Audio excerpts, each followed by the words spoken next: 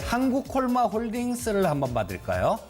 좀 비싸게 매수하셔서 계속 지금까지 물려 계신 것 같아요.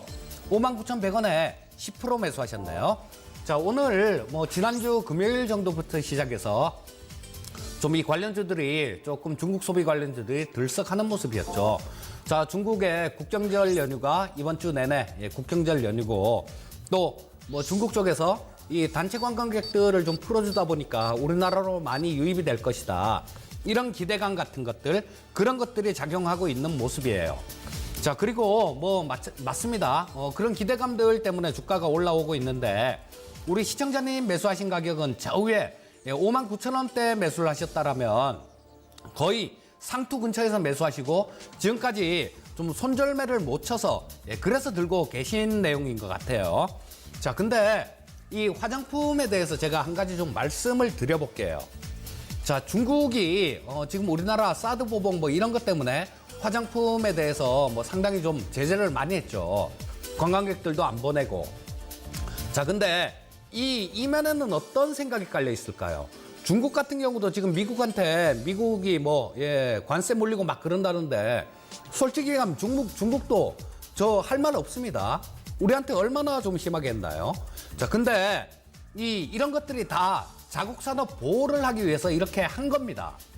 자, 그리고 화장품 쪽도 마찬가지였던 것 같아요.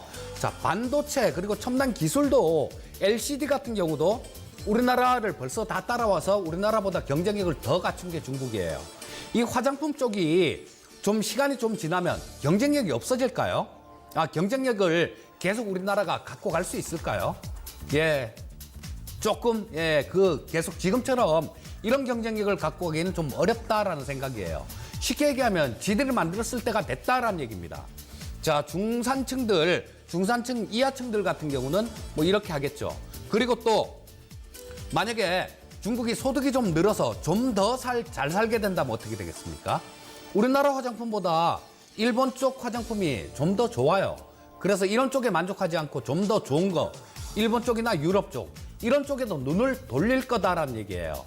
그래서 이 화장품 주식 같은 경우는 좀 그때그때 모멘텀을 이용한 그런 매매는 좋은데 물려서 그냥 오를 때까지 들고 간다. 이거는 조금 곤란할 것 같습니다. 그리고 이 한국콜마홀딩스는 지주회사죠.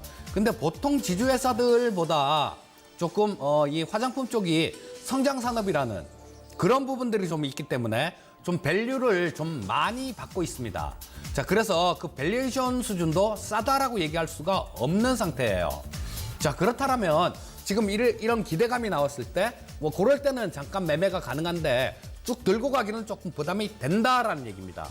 마찬가지로 이 한국콜마홀딩스 마찬가지죠. 자, 이런 기대감들 때문에 오늘 7%대 정도, 7.6% 정도 올라왔습니다. 아직까지는 기대감이 남아있는 상태죠. 자, 그래서 지금 당장 내일 당장 이렇게 팔 필요는 없을 것 같은데요. 자, 이번 주 연휴가 지나면 어떻게 되겠습니까? 중국 연휴 기간 동안 우리나라 이런 쪽 같은 경우는 기대감으로 좀 올라올 거예요. 그런데 그게 목요일이나 금요일 정도까지일 거다라는 거예요. 자, 그런 부분들이 끝나고 나면 주가는 오히려 좀 또 올라온 부분에 대해서 조정받을 가능성이 많아 보입니다. 그래서 가격대는 정해드리지 않을게요, 제가. 가격대는 정해드리지 않고 자, 일단은 보유하고 계세요. 보유하고 계셨다가 금요일 정도에 일단 어느 정도 지금보다 추가 상승하면 그때 한번 정리를 하십시오. 그때 정리를 하시고 언제 다시 사시냐 하면 11월 11일 날이 중국 광군제라고 있어요. 소비 시즌인데 아직까지 이번 주가 10월 초니까 시간이 좀 텀이 많이 남아있다라는 겁니다. 그 중간에 화장품주들 같은 경우는 이번 주에 좀 올라왔다가 그 중간에 좀 조정으로 갈 가능성이 높아요.